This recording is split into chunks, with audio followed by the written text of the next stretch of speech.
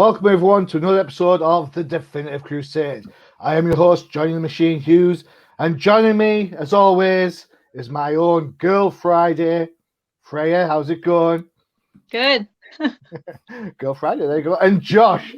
Josh is back from his illness that was brought on by reading too many Marvel books, and he's now back. Man, it was a killer. That migraines suck. Dude, it's pronounced Marvel. I don't understand how you get this. It's just like an English American thing. I just don't. What? Migraines, Marvel, tomato. There we go. There you go. There's a reason why I'm not on No Prize anymore. Ooh, ouch. The hate mail's going to start coming. Freyja, how you been keeping? Good. Good. When I saw your pick for this week, I was kind of like, is it good? I'm not quite sure, but we'll get there.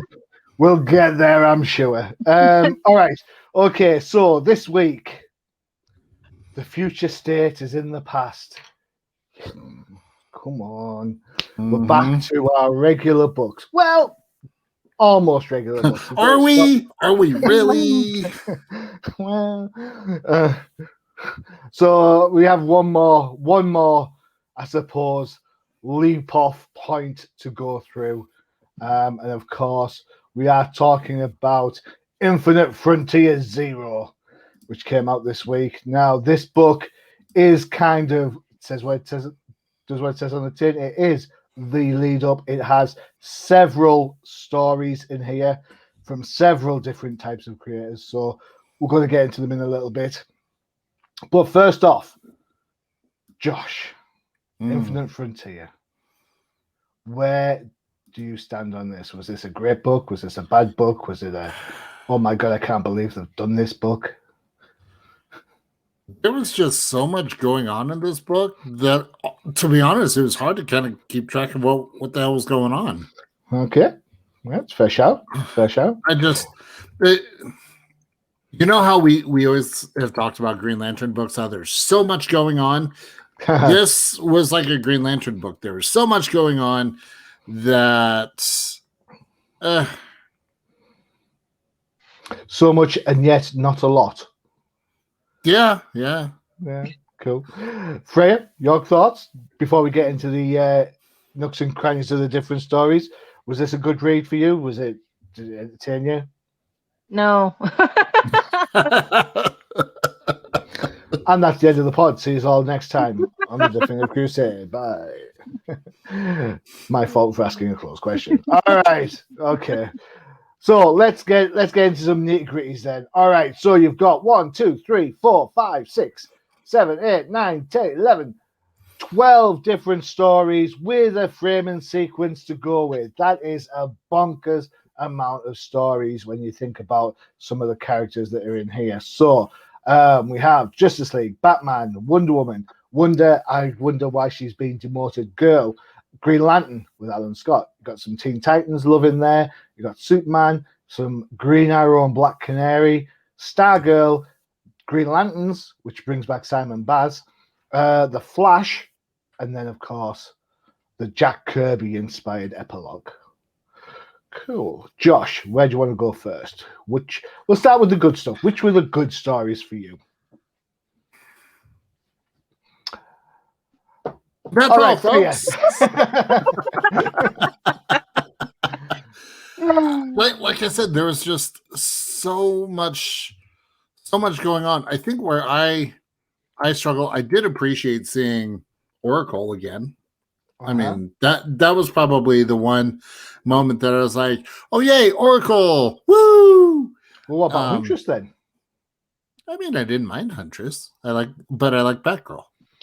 So this is the Batman story written by James Tynion IV, art by Jorge Jimenez, and colours by Tomeu Morero. I will say, before we go through all the credits of the books and stories that we like and don't like, I will say the book is lettered in its entirety by ALW's Troy Pateri. So, Troy, if I don't give you shout outs on every time, there's your big shout out, man. Good work. Yeah.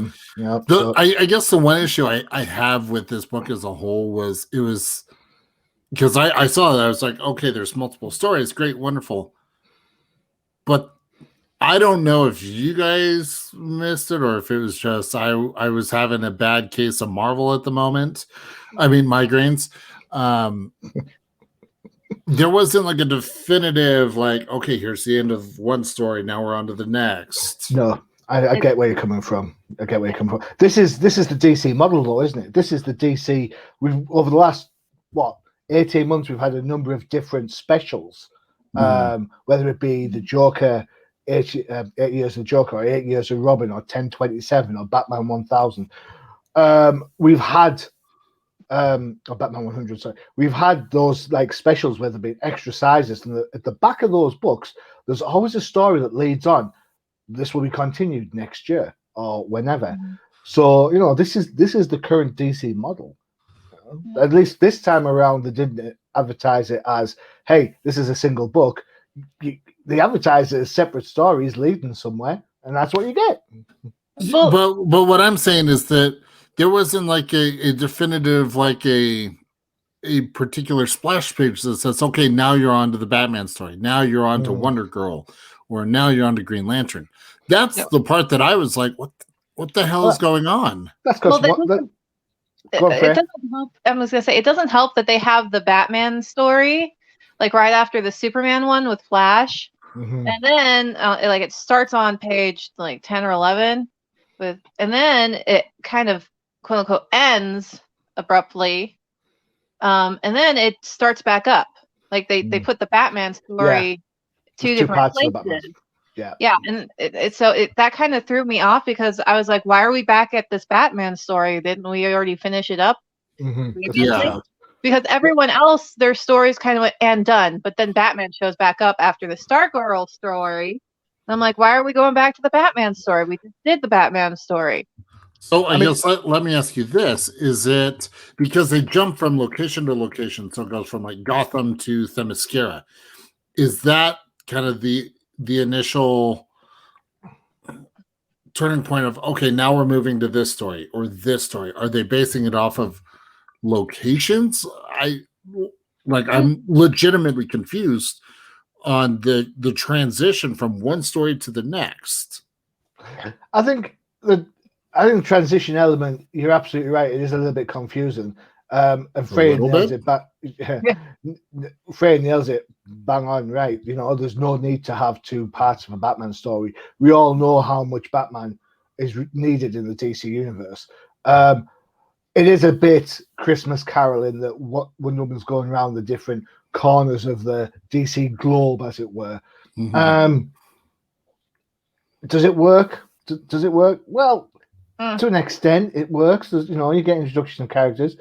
But personally, I was glad to see Green Arrow and Black Canary back. But Freyja, what was your favorite story? Yara. Good shout. So let's get the credits up for Yara. So Yara was indeed, it's written and drawn by Joelle Jones, colors by Georgie Belair, who are the creators from the book in the two-parter from the Future State stuff. So there you go. So there's a lovely continuation there. There's no change of pace, other than the fact she's been demoted. She's no longer a woman. What gives? I don't know. Well, they want Nubia. Ah, yes, Nubia. Nubia is. I thought she was gonna be Wonder Woman, but now she's the Queen of Themyscira, so I'm completely confused. It is. There's a lot of stuff going on for Wonder Woman. To be fair. Yeah, but anyway, back to Yara because I didn't really like the Nubia story because whatever. But I like how they actually kept Yara's personality in this one because we were talking about previously how they can't seem to figure out how to.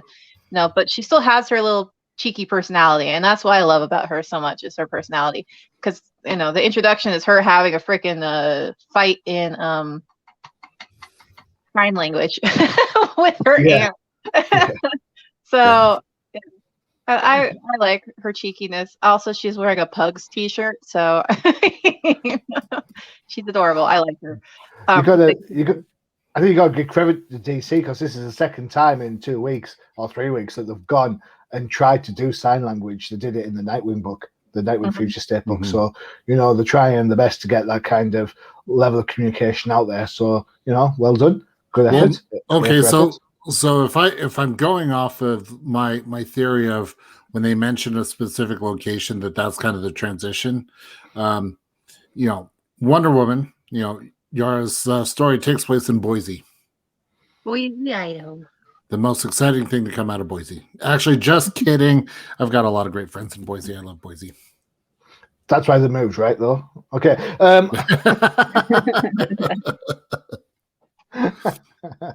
All right. Okay. So I like the Green Arrow story. I like the art. So credit where credit is due. Green Arrow was written by Joshua Williamson, which surprises me because generally I'm not a big fan of his Flash stuff.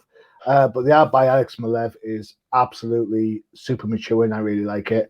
I like it. To be fair, I've liked his stuff for quite a while. And colors again by Georgie Belair. That's kind of my favorite. It's just kind of there's no ulterior motive. There's no sort of like massive conspiracy thing going on. It is just two people enjoying themselves. And I think, you know what? I think that was canny. There is a hint, of course, of the Red Arrow coming back, but you know we're getting that a lot with the whole who's dead, who isn't dead, which we'll get to in a little bit with one of the other books, I'm sure. So,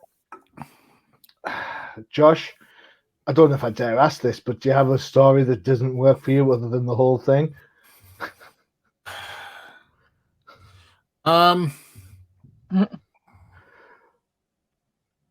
Nope. Okay. Right, Freyja. Well, I mean, I have one. I'm already ready. right, go for it, Freyja, while I try to decide. And then Josh will have to read the book again dead quick to find it.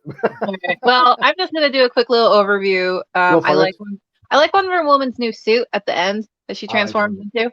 I really like that costume design. Also, I really want to nitpick so much on the art with a lot of these stories, but you said I need to choose my least favorite. So my least favorite's not do the artwork. I actually like the real artwork. I just didn't understand the point of the story, and that would be the one after Yara, which is the Green Lantern Alan story. Yeah. Okay. It's cool. Kind of, I mean, we already knew this about him. Like, it's not a big, and they built it up to be such a dramatic thing. And I was like, he's like, I'm gay. I'm like, didn't we already know this in New 52? Well, so let's give some credits then, because you know, credits to where we're at. Written by James Tynion IV, art and colors by Stephen Byrne. All right, so Freyja, you absolutely nailed it. The big hook of this story is that Alan's coming out. All right. Yeah, and I was also kind of confused. I was like, but Obsidian's gay, so why is it so? I mean, it's one thing if you're coming out to people who you know you're not sure how they'll react, but your freaking son and daughter, and your son's already gay. How is that difficult for you? I mean, you know they're not going to reject you because your son's gay.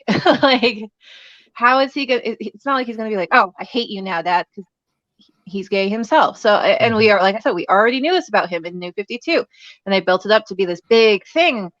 And then I was like, oh, okay, but we already knew this about you. So why is the story here? Like, it doesn't make sense in the overarching of everything.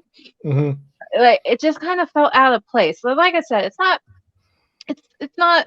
It just felt like it was out of place in this whole other story because everyone else is like saving the world or going somewhere or leading to new beginnings and stuff. And I'm like, but this, we already knew this from New 52. It's nothing new. I mean, it's nice that Obsidian didn't murder his twin sister this time, but it's just. All right, okay. You raise an interesting point. So I think yes, we absolutely, and I've said this on the review on Comic Crusaders, it is the New 52 Alan Scott that's been brought back here, which makes it interesting because Obsidian and especially Jade weren't in the 52. So the idea, I suppose, is Alan, by coming out, he's not coming out to us, the reader, he's coming out to his family. And you're absolutely right that Obsidian should kind of accept it straight as, but then you've also got to, pardon the pun, but you've also got to understand, I suppose, from the character's point of view, Alan Scott's been married. He's fathered 2 kids. You know, so that's going to potentially be a shock. If it's one thing, I would suppose, and this is just a supposition, so please don't hold me to this. And if I offend anyone, that's not my intent. But I would imagine it's somewhat easier to come out when you have no frame of reference prior. Whereas Alan Scott, because he's had wives and then they've fathered children, that presumption is already there. That's the kind of the battle that's going on there. But I would assume that that's what's going on. So I agree, Freyja. It's not, to me, I don't mind. It doesn't bother me if the character's gay, straight, bi, trans. It makes no difference to me as long as it's a well-written character and I can enjoy the character's stories and the character's life. So that's pretty much, that's all I'm asking for, you know. Yeah. But no, it is an interesting, but when you look at the diversity, you know, they're trying to think, you know, they've got sign language going on, you know, they've got the Green Lanterns in there. Simon comes back again. Yay, Simon. Yay, finally. Cool. Yep. Okay. So, all right, excellent. Josh, you've got one yet? You know, as I was skimming through it again, now that I've got a better understanding of the transition from story to story, I'd have to agree. I think the Green Lantern one was probably the one that I like the most. Very much like the Green Arrow, where it's just a simple conversation, not over the top. It is just maybe it's just a break from what the over the top action, over the top, you know, in depth storylines and plots and twists and turns. It is just a conversation. And so I would actually say both Green Arrow and Green Lantern. Okay. So yeah. As for least favorite for me, this might shock a lot of people. I'm gonna go Batman. No. Batman and Stargirl. That's where I'm at on that one. I mean, not Shazam. Yeah, I can hack Shazam because, you know, we looked at Future State Shazam already, so we know what's coming, and we know that Shazam's going to be a Justice League member down the line, so we know that that's a thing. So I don't mind that so much, you know. And I liked Black Adam when he was in the Justice Society. You know, you could never tell if he was going to be a good guy, a bad guy, or whatnot. But for me, I would have liked to see this book without Batman.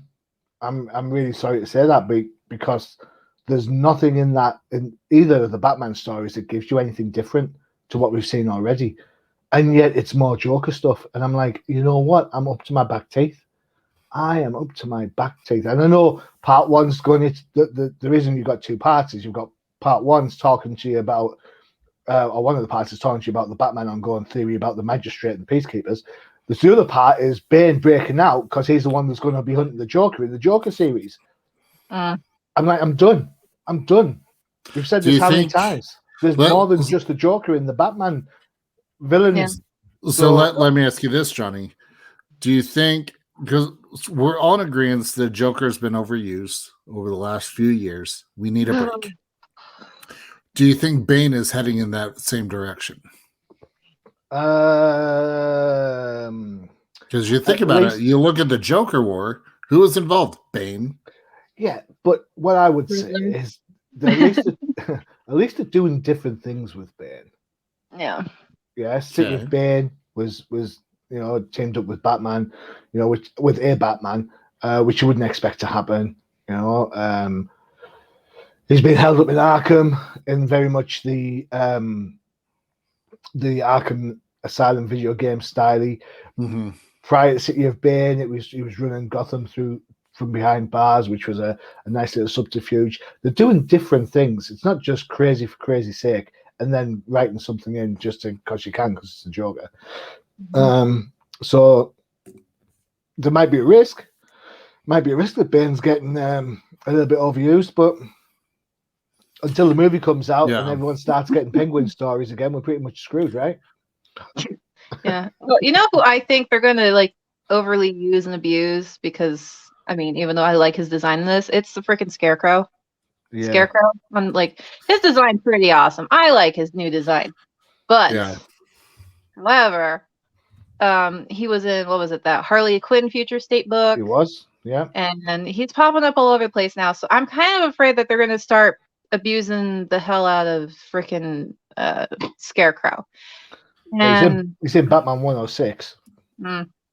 Yeah, so I'm a little concerned that he's going to get the Joker treatment, and then, you know, you can't use him anymore, and then they'll just like throw it away. But like, I did like that we got kind of the resemblance of a Danny DeVito penguin. Yeah, we did. Yeah.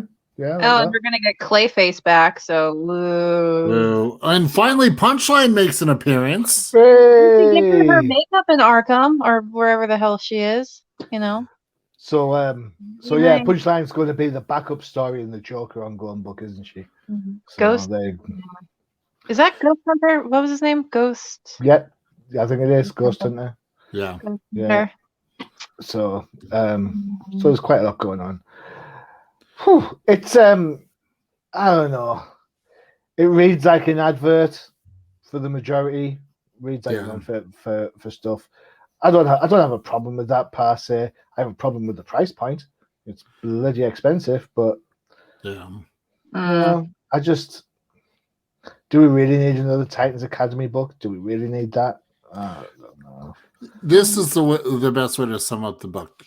For those of you who are listening, you'll want to see this on YouTube. I'm going to go up to the red button and go, boop, done. That's how I feel. Harsh. All right. Okay. So I think before we jump into our next book, I think it's time for a bit of a palate cleanser. Oh, yes. All right. So here is an advert for one of our other shows, which you can get on YouTube as well as the UCPN website. It is the Dancing Professor on the Old Timers Comic Book Show.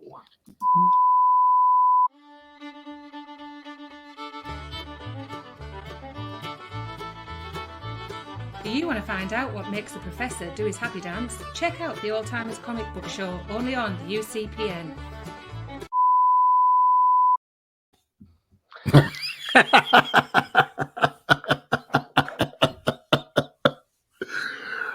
There's two things I love about that ad. One, obviously, the professor dancing. Uh-huh. I mean, he's getting his hoe down. I mean, no holding back, not a zip zilch. He loves that theme. But the thing I like more was the voiceover on that. Don't know what you mean. I mean, Mrs. Hughes just rocked that. So much, even the audio guy was impressed. I will let her know. I ran the advert. We got a happy audio guy with that one. How happy? So are you telling me she should be doing voiceovers more often? Is that what you're saying? I'm pretty sure he would totally be okay with that. On that note, so I ran that advert on Outside the Panels, where I talked to Doug Wagner about his book, and honestly, we came back after the break, and he was like, he had tears. He was just like, "What the?" I was like, "Dude, it's what happens, man." All right. Talking of tears, time for our next book. Right.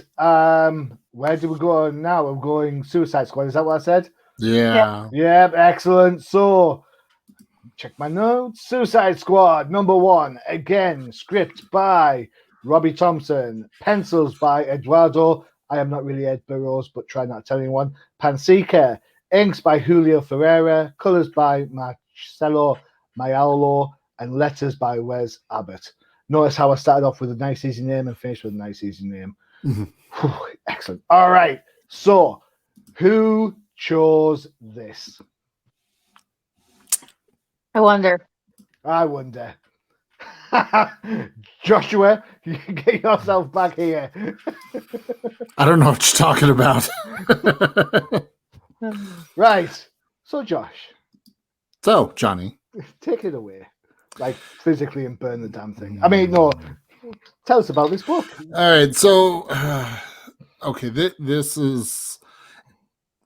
If you want an overall description of this week's books, Suicide Squad does a fairly good job at making you originally, when I picked this book, I was like, oh, okay, we get a Suicide Squad book, no Harley. I mean, yes, there's like one little blip of Harley in it, but it's like, okay, maybe we can get something different. No. I feel like if it has Suicide Squad, it's going to be the same thing of villains being controlled by Waller. But isn't that the hook? Isn't that the idea? I guess Amanda Waller, she describes this book perfectly in the whole Suicide Squad brand because I'm tired. Tired. I knew where you were going with that. As soon as you started that, I was like, I know where this is going. And that apparently she's tired of losing. That's why they keep doing the same thing over and over again. I realize that the different cast of characters for this Suicide Squad is going to be in line with the movie that will be coming out in the next couple of years.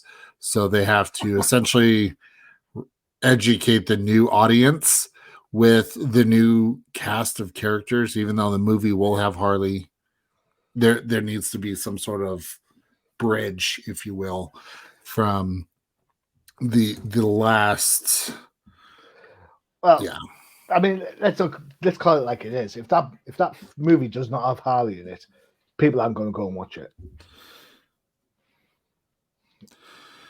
Are you going to tell? Are you really telling me that? Are you telling me that John Cena is a massive movie icon that can pull in an audience without Margot Robbie?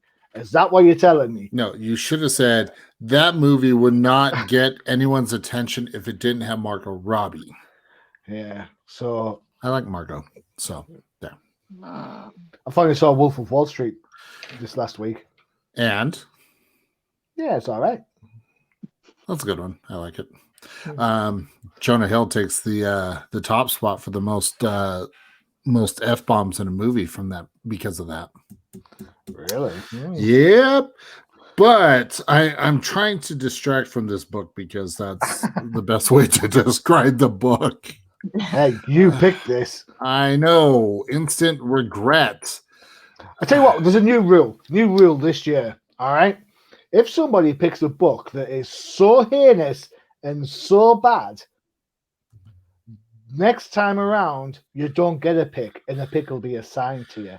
That's how bad this book could be. You'll kill all my fun, Johnny. I'm only joking. I'm not that sort of person. I can't wait. I don't know. I was actually kind of okay with the idea. Yeah, until you get Teen Titans. Go. Because that's what you get. No. See, what's going to happen? What will happen? I guarantee it is you will have a bad pick to the point that Freyja goes on a 20-minute rant about the book, and then you're going to have to read Red Hood. Then it's just full circle, then, isn't it? Isn't that how this show goes? It's full circle. You pick this bad book, I'll pick this bad. I mean, at the end of the day, it's just, again, Amanda Waller's team doing what Amanda Waller wants. It was pretty cool to see Talon, though. Yeah. So, Talon doing Talon things, kicking ass and taking names. So, I enjoyed the action in this, but aside from that, on seeing Superboy all messed up, I mean, yeah. It's Suicide Squad. If you're into it, pick it up. If not, you're not missing much. Very well said. All right, Freyja, I'm sitting comfortably. I've got my beer. I don't have any popcorn because I've just had my Sunday lunch. So, stage is set. And I don't have my drink. So, Did you have to drink to read this book? Kind of, but so freaking. I don't know why they made Flag so fucking dumb. I mean, you know what type of person your boss is. And to be fair, I'm going to be honest. I thought the Flag element, whilst he is as dumb as a box of bricks, I actually kind of was like rooting for him. I was like, go on, son, you can do this. You can stand up. Go on, you can do this. He knows that she has the fail switch safe thing on all of them, and I was like, dude, if you're going to like go against her, you kind of have to do it in this different way. You don't just go up to her. You know how your boss is. You'd be like going up to a mafia boss and be like, hey, boss, I disagree with things you do. And he goes, oh, really? Yeah. Yeah. I just wanted to talk to you face to face. How's those concrete shoes feeling right now? Right. Yeah, exactly. I'm like, really? Let's go take a swim, shall we? Like, really, Rick. Also, I was confused why Peacemaker, when he knocked the guys out, why he carried them before he put them down instead of just putting them down on the sidewalk they were walking on in the first place. Like the walkway. And I was like, oh, he was left them to drown, but they're on a walkway already. So why didn't he just knock them out and put them on the walkway instead of carrying them through the sewer on his back to another walkway? You know, don't you just hate it when Frey's got a point? It's just so dumb. You know, we've done enough shows here with Freyja to know that 9.999% of the 9.999 out of 10 times she's right. Yeah, damn it. You know, I kind of forgot whatever that dude's name is. It's like Soul. What is his name? Which one? The one that's on the screen now? Is that not the Peacekeeper? Not the Peacekeeper. The one who gets the shiv through the neck first. Oh, he's on page 16? 16. Yeah, that guy. What was it? looks like Kick-Ass, but I know it's not. That's what I was gonna say. I was like, I just kept calling him Kick-Ass because that's what he looks like. What's his real name? Well, to be fair, I thought it was Electro. Oh, I'm sorry. Johnny, were you having a migraine? I mean a Marvel too. Hey, tell you what, it's not the only migraine I'm going to have. The migraine makes an appearance later in another book shortly, but never mind. Yeah. So this freaking Talon, I guess, does he have superpowers that allow him to survive not having food? Because I think that's just from him being trained by the Court of Owls. Okay. Doesn't he have a low metabolism because they're frozen for a while, aren't they? The cryogen. Okay. So he has a low metabolism from that point of view. I don't know how that applies in this instance. Because they said that even Arkham forgot that he exists down in the basement, so no one's been there to like feed him or change his sheets or anything. Ugh. He's just been locked in this room by himself. Yeah. Oh, also, freaking Joker gas again, because everything involves Joker now. Everything is Joker. Another thing, if freaking Connor got kidnapped by Waller, why wouldn't Superman and like the Justice League get pissed off, or the Titans?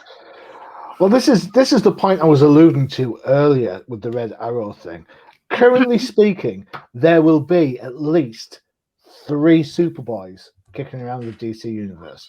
You've got Connor, you've got Jonathan, and you've got the Superboy from the 90s in Teen Titans.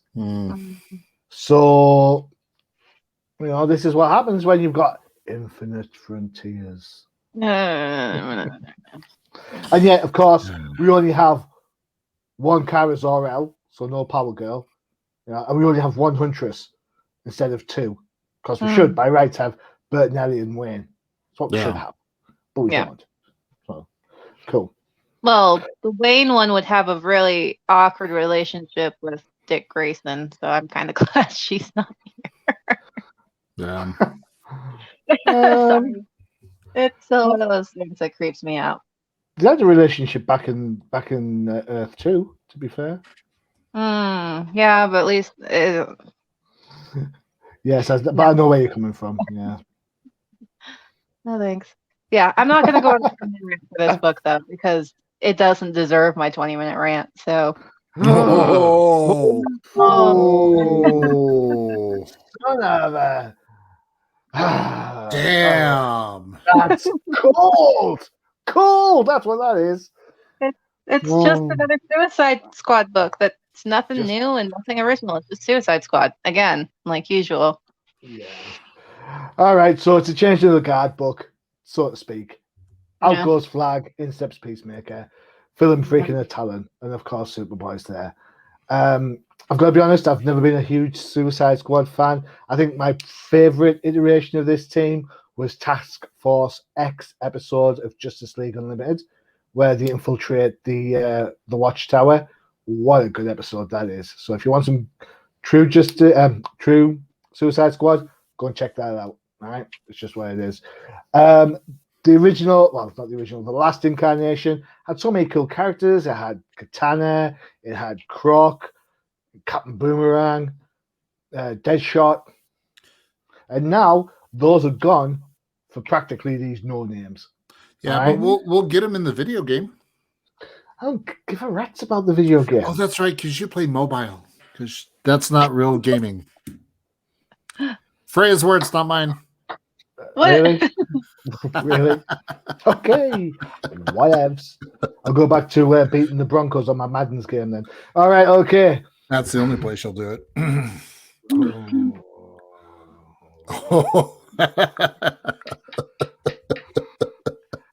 Art-wise, there are some good bits. There are some bad bits. I thought some of the fight scenes looked okay. Mm-hmm. There are a couple of odd pauses, which I'm sure Freyja would have got to. Again, I kind of noticed Joker gas as a security deterrent. What? Since when? The art reminds me a lot of Eddie Barrows, as I alluded to in my intro for the book. Eddie Barrows you'll have seen on Freedom Fighters as well as Nightwing. So there's that element in there that kind of, so if you like those kind of like big, bulky characters that have got big filler panel and they've got splash pages in, this is for you. If you like quieter art that kind of has a little impact, well then maybe want to give this one a little bit of a miss. Colors are dark, so no more than you'd expect for Arkham. So it fits. The vibe fits. Mm-hmm. But question is, can you really be bothered? I don't know. I'm probably a miss on this one, but hey ho. What do I know? Okay. Right. Okay. Any other thoughts before we move on to the next book? No. I I was very happy to hit the red button on that one. Sorry for torturing you, because it's not the worst pick that I've had. I've had bad ones, but it's not the worst. All right, which is the worst book you've ever picked? Oh man, what was that? No. What was that, Freyja? What did you say? Teen Titans Go for Josh. No.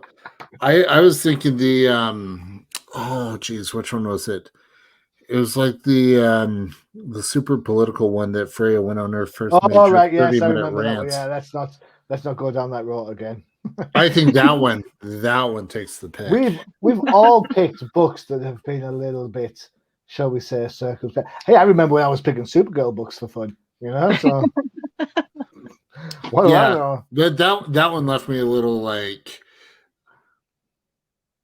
I wouldn't quite say PTSD, but it's pretty damn close. Yeah, we don't talk about that book anymore. So much I can't even remember the name. It's American something. Well, we'll just leave it at that. Yeah. Freyja, what's the worst book you've ever picked? Probably something with Harley, knowing you. Yeah, probably. I don't freaking know, actually. I picked so many bad ones on purpose. I just don't even remember. Or is it was it Green Lantern? No, we picked that for Tracy, remember? That's why she dumped the show, because we kept picking Green Lantern books for her. Bless her. Oh, I miss Tracy. Yeah, I miss Tracy too. All right, okay. On with the show. So Next up is a new series, a mini series, 1 of 6. We're talking about Crime Syndicate #1, written by Andy Schmidt. Main story art is by Kieran McClone. Inks by Dexter Vines. Steve Olef's on colors, and Rob Lee is on letters. Before we get into this book, Freyja, this was your choice, was it not? Mm-hmm. Cool. So before I let you go, here's my question to you. Why Psylocke on this book? I don't know. Just saying. Just saying. Right, okay, enough of the migraines. Freyja, take it away. Okay, so I like the Crime Syndicate, and so that's why I picked it. And then I went, oh, of course. I don't know why I assumed it would actually be good. So I don't know. I think Ultraman's like the worst dictator ever because he has a freaking news person writing these pieces on him, and he doesn't kill her. Like, you are the worst dictator ever, dude. Like he's talking to her. Like, just freaking kill her, man. Don't get this is a warning. I'm like, that's not how dictators are. Dictators don't issue warnings. Dictators go, oh, you screwed up. You're dead now. Yeah. He's a gulag. Go and visit it. Yeah. It's just so dumb. Like, and then freaking Superwoman. I mean, I like her design because, well, I just do. And it's just. Oh, you mean Dom Troy? I mean Donna Troy. Right, Donna Troy, yeah, it's Donna Troy because it's not the original Crime Syndicate anymore, I guess. It's also John Jones is now Power Ring, but I like to call him Xbox because he has the Xbox logo on his chest now. Mr. Xbox. Sponsored by Oh my gosh, I never even noticed that. Hold on. Xbox logo. Yeah. Hold on, we're gonna zoom in on this. Okay, so here's the Xbox lantern. So you see that logo there. Uh-huh. Give me a hot second here. Because I know, Johnny, you don't play console, so you may not. I'm still being a douche right now. Xbox. An Xbox, is that the kind of console you divorce before you move on to PlayStation? Oh. But then you look at that, it's the same freaking thing. They just switched the color scheme. Yeah. No, it's still the same green. It's just these sides are just a little bit longer than what's on the ring. Wow, yeah. I didn't even notice that. Wow. That has now forever made this book that much better. Mr. Xbox. Yeah, I also was kind of confused. Xbox. I was kind of confused, like, why they were making some of these characters out to be more of, like, heroes, like when Owlman shows up. And the guy who's getting robbed is like, oh, thanks, Owlman. I'm like, dude, these people are not. I don't remember people going, oh, yes, Ultraman's here. Thanks, Owlman. They freaking booked it. Like, thanks, Owlman, for saving me. I'm like, this is dumb. They're not superheroes. No one believes they're superheroes. They're all scary freaking dictators, and that's why they're terrified of them. Also, I don't know who freaking designed Johnny Quick, but I absolutely hate them. Just gonna say that. He's on like page 14 or something. Yeah, it's just He's just right after there. Xbox. Yeah.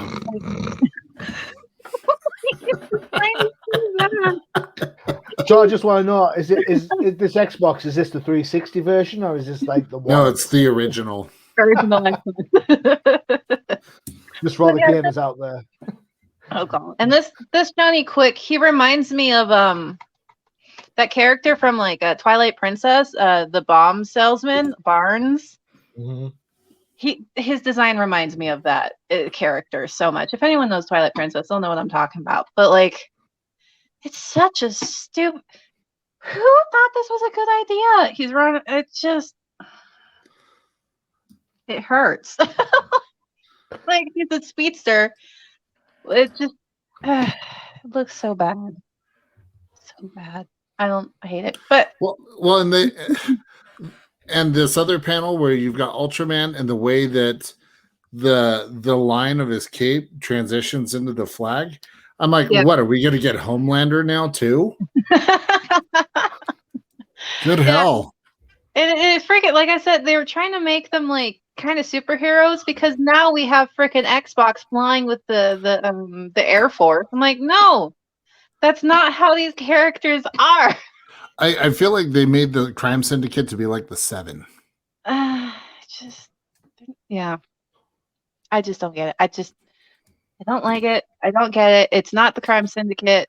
And the only one who even kind of even remotely acted completely, it's, I don't like it. I don't know for some reason, but for some reason also they decide, let's give Ultraman a backstory so we can sympathize with him. I'm like, empathize with him. And I'm like, no, that's you're not going to how. say bright light. Bright, is that what it's called? Bright light, bright eyes, Brightburn. There you go. Yeah, that is totally Brightburn. At least Brightburn was good. So we're talking about the backup story that came with this. Let me grab some credits. You can see them on the screen there. Did I even make a note of it? Yes. Angie Schmidt is on writing. Brian Hitch is on pencils. You might remember him from the JLA book, as well as a whole host of things beforehand. Alex Sinclair, who's a colorist of massive repute, to be honest. And then Rob Lee is pulling double duty with the backstory as well. There you go. Cool. Yeah, I mean, I didn't mind the Paranoid Titan story, even though, yes, it had a lot of remnants to Brightburn, but I like Brightburn, so I was okay with it. All right, okay, cool. All right, Josh, what do you think of this book? I mean, Xbox Man is now my my favorite character. Ultraman, I'm disappointed. They could have done so much more with him. I really feel that this story as a whole is maybe their way of trying to make the Crime Syndicate compete against the Seven from The Boys. That's just kind of the feel that I was getting as I was reading it. Was you have the Crime Syndicate, who, I mean, the first time we saw them on Crisis on Infinite Earth, or at least first time I saw them, on the animated movie, it was great. It was fun, and I enjoyed it. This was not. I will admit, as I was reading Owlman's lines, I did have James Wood's voice in my head, which made it somewhat entertaining for me. Just because I thought James Wood did a great job with his performance as Owlman. So, I mean, it's not as, this book wasn't as bad as Suicide Squad. I think you're being a bit. I think you're both being a tad harsh on this book. If I'll be honest, I agree with Freyja on certain points, and I agree with you on certain points as well, Josh. I don't think the book's trying to be the Seven, because you could argue that the Seven are trying to be the Crime Syndicate. You could argue, because I know the Crime Syndicate came first by a wide margin. Is it the Crime Syndicate that we know? No, it isn't. All right, but then this is the Infinite Future, right? Yeah. So this is kind of like a reimaging, as you will. The fact that the Green Lantern is the John Stewart Green Lantern, not the Hal Jordan Green Lantern, right? So we've already got diversity already kind of in there. There's nothing to stop. They could have had any Green Lantern. The only one they couldn't have had probably is Jessica Cruz, because she started out as Power Ring to start with, back in the day. Owlman's Owlman, so I agree that Ultraman's probably not the douchey kind of guy that you'd expect. Star of the show for me is Donna Troy, without a shadow of a doubt. Part mischief, part trouble, the whole thing. You know, she's a much more engaging character. I would read a book with this Donna Troy in, hands down. You know, she's drawn brilliantly. You know, it really works. And you know what? If you're talking about an origin, because at this point there's no indication that the crime syndicate are kind of even a team back then. You know, because they're kind of doing their own thing. Mm-hmm. What else? Of course, you go back to the source material. Of course, you'd have Starro as the bad guy because he's the one that brought the Justice League together. So I think there's a little bit of cleverness going on with this book that maybe we don't appreciate just yet. I would like to see. I'm going to keep an eye on this one because I think, you know, with 6 issues, not a big expense. You know, it's if it looks as good as this does for the majority of it, I'm okay with it. If it reads as fun as this does, again, I'm going to be okay with it. You know, I mean, don't get me wrong, the Xbox Man art is terrible. There's not a redeeming feature about Xbox Man at all. But you know, Ultraman looks good. You know, as we say, Troy looks great. I mean, Ultraman looks better than some of the Supermen we've been getting lately. Yeah, definitely. So you're telling me, Johnny, you didn't enjoy Xbox Man's jazz hands while he's flying through the sky? I did not. It's like that. Go back to that panel, Josh. That one. If you can you zoom in on the one where he's flying with his arms up like this? It's like the artist has forgotten which hand his fake ring's supposed to be on. Because oh boy, I'm all over the place. Hold on. Like this book, it's all over the place. Oh. You mean this moment right there? Those are the jazz hands I was talking about. No. I'm talking. You're talking about the previous one where he's all fisting it. If I may borrow the screen, please, sir. There you go. That's the one. It's so you notice that the ring's on the left hand because it's obviously not the Green Lantern. But at which point this panel screams to me like, I forgot which hand the ring's supposed to be on, so I'll put both hands in that position because you know what, it looks cool, and then it doesn't because that right leg shouldn't be like that. But you know, there's nothing redeeming about the Power Ring Xbox Man in this book at all. You mean you didn't like his cuff leg? I didn't like anything about Power Ring at all. Xbox Man, not at all. Xbox. You know, it's gotta be a thing. But you know what? I enjoyed the book. I thought, you know, for the majority, I liked it a lot better than I liked the Suicide Squad book. I thought it was an interesting take on the crime syndicate. It's 6 issues. It's not going to have a massive impact on anything. Just enjoy it for what it is. Just a bit of fun. That's fair. Cool. Yeah. Have you guys caught up with Superman and Lois yet? Yes. No. So you guys have fun. You can talk. I'll listen. No. All right. Okay. Josh, thoughts? I'm enjoying it. Originally, when it's Tyler Hoechlin, is that how you pronounce his last name? I believe so. Yes. Originally, when he was announced as Superman, I was like, "Ugh, I'm not a fan." Whatever. But this one, this series, I'm enjoying it a lot more than I thought I would. I like seeing the dynamic. Oh man, Freyja loved it so much. She's like, "I'm out, deuces."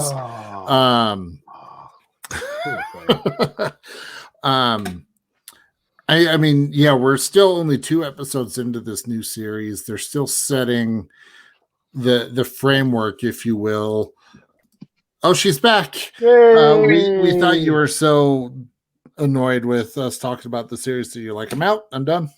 No, internet dropped. Hate it when that happens. I like the interaction between, you know, Lois and Clark and Jonathan and Jordan, having that parent to child dynamic, and then you have the dynamic between Jonathan and Jordan in a separate aspect of it, and then you've got Clark being Clark, trying to juggle being Superman and Clark the father, and I mean, we still got a lot to discover as far as this new Luthor that is in this world. And I noticed that the actor that they have as Jor-El for this is the same guy that played DuPont in Equilibrium. Oh, So I'm kind of torn because he was a total douche and asshat in Equilibrium as DuPont, but now he's Jor-El. So I don't know what to believe anymore. Wow. Jor-El's always been a bit of an asshat, if you ask me. But Okay, that's fair. I've enjoyed it. I'm not gonna lie. I thought it was interesting. It's a different take completely. It's not as light-hearted and whimsy as the Supergirl show. It does carry a lot of resonance. It is touch on different things like mental health, social anxiety, as well as, I suppose, social acceptance, but not in a preachy way. Just it's still out there, but it's not like in your face. Like here it is. Okay, and of course, we can't talk DC TV without saying, damn it, Barry. That's right. Flash season, what is this, 7? Is it 7? Is it? I don't know. When did I stop watching? Like after season 4? So yeah, the Flash is back on as well. Freyja, you up on your Flash? I used to like it. What happened? You reset the timeline too many times? Yeah, I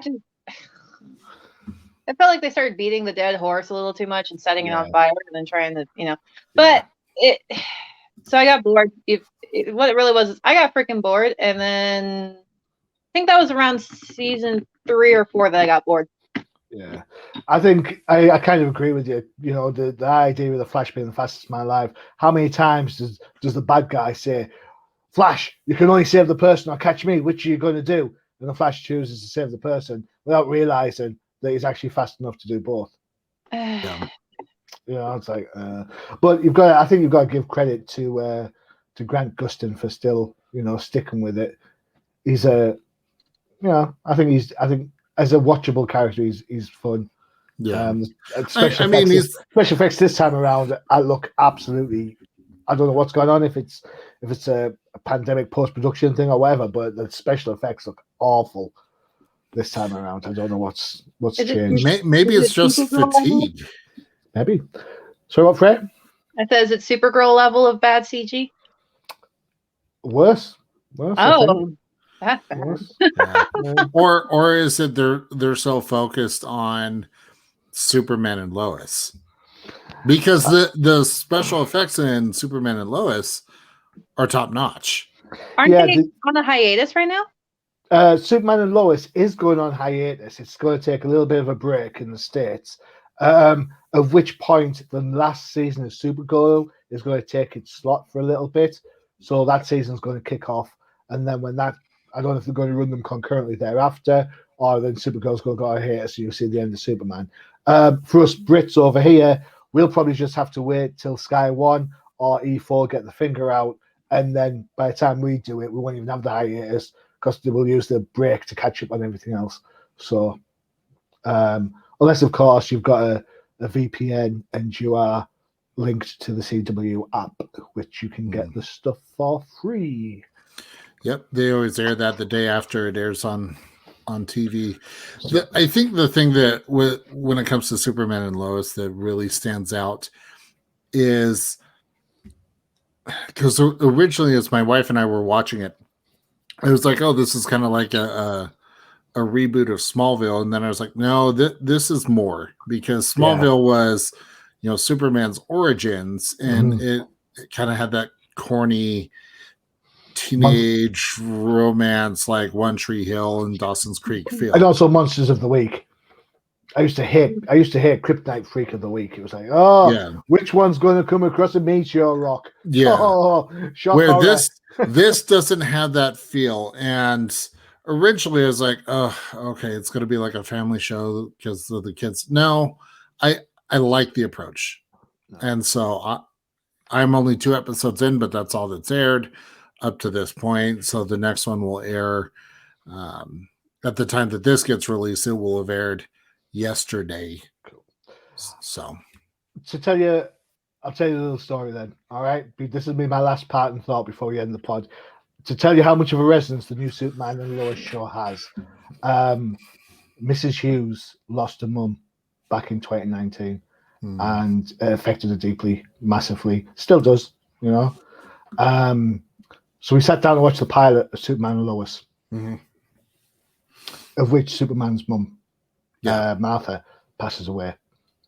My wife was inconsolable. Not because of Martha, you know, but because of all the emotions brought it up all brought the back. feelings. Yeah. So that's how well done this show is to create that much level of emotion. So, and I had the same thing during that scene, just because while for me it's been longer than it has been for Mrs. Hughes. Still, it brought up all those emotions again, and so I had to kind of stop, take a breath. I'm good. It's not the end of the world, but yeah, no, it's so well done. Okay.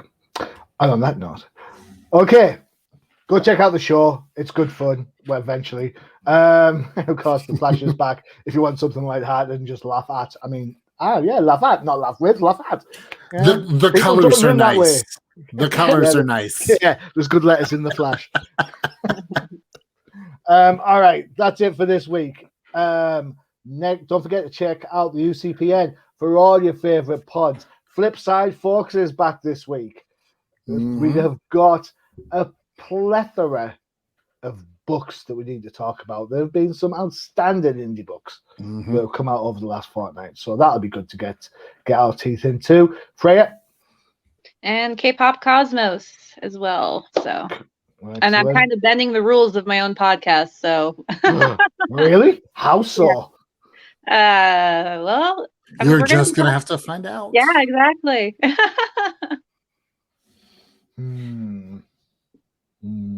The plot thickens. All right, okay, and of course on UCPN we have our migraine show, the No Price podcast, as well. If you want to go down that route, Bud is going to kill me. He's going to kill me. He's going to kill you on the next episode of the Old Timers Comic Book Show. Yeah, well, I'll just pick something really bad. So I'll pick something DC that he'll never read. It's fine. I'm safe. Or just tell him he can't read Bone anymore. Yeah. Well, he loves his bones, does up, Professor. All right. And on that note, I'm your host, Joy the Machine Hughes, saying, see ya.